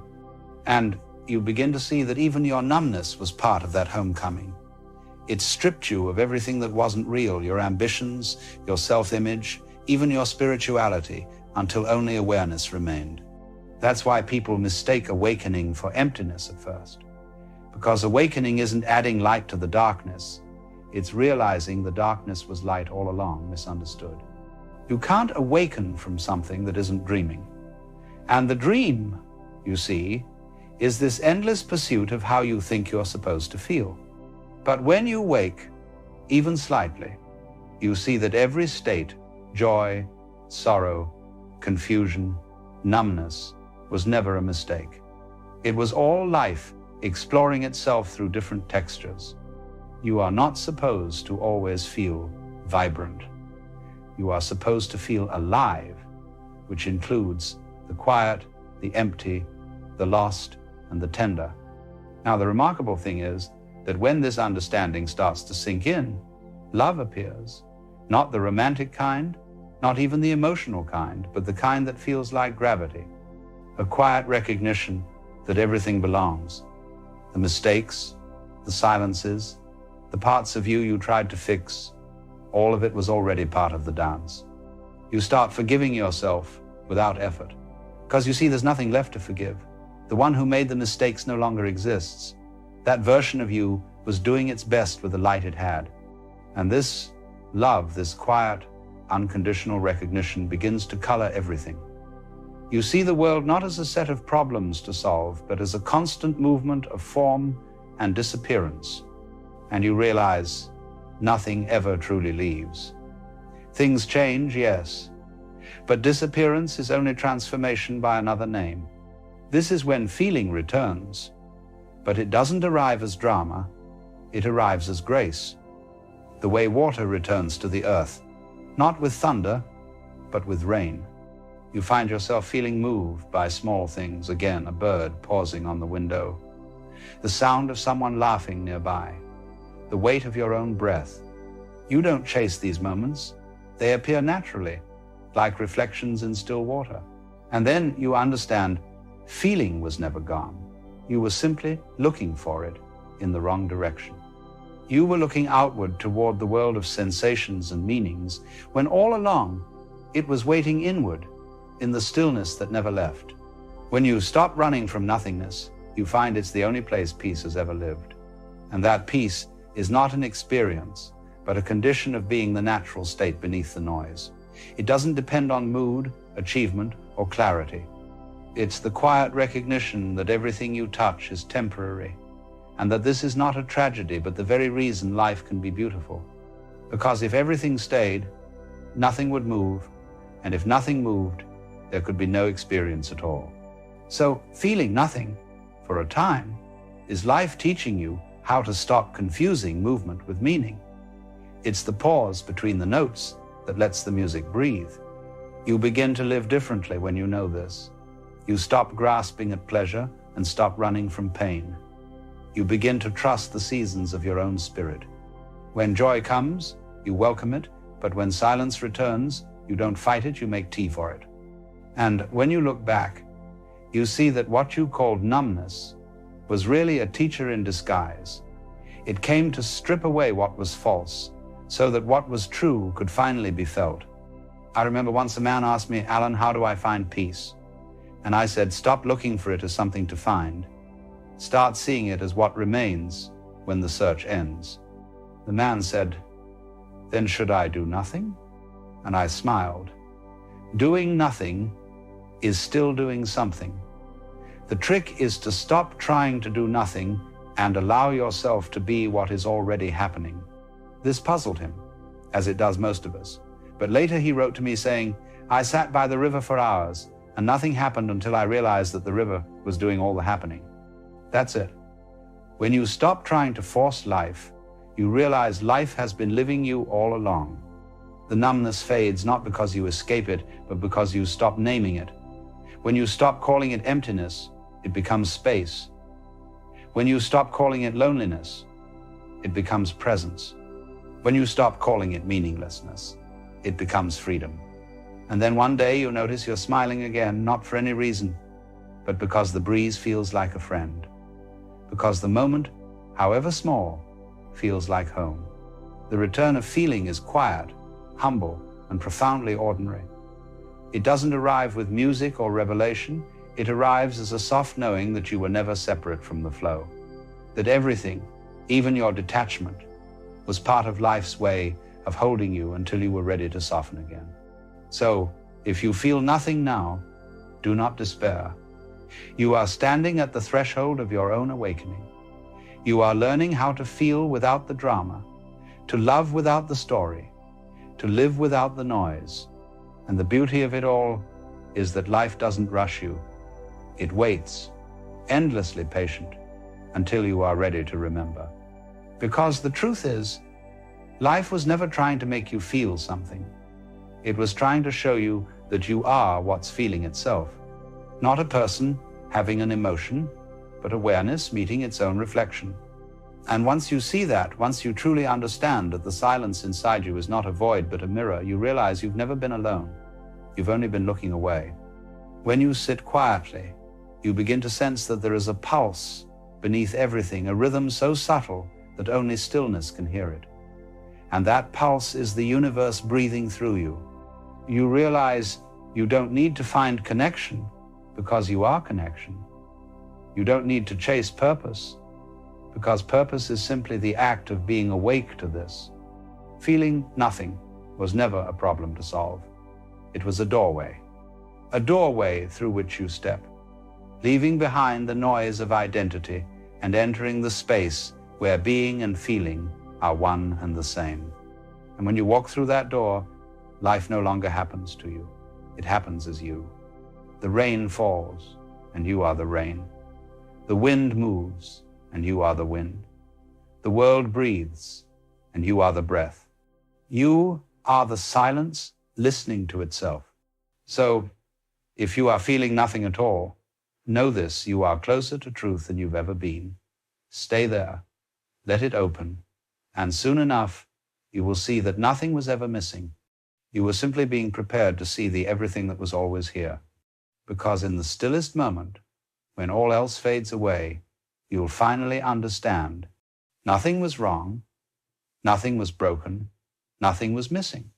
It was all just life unfolding quietly until you were ready to feel again.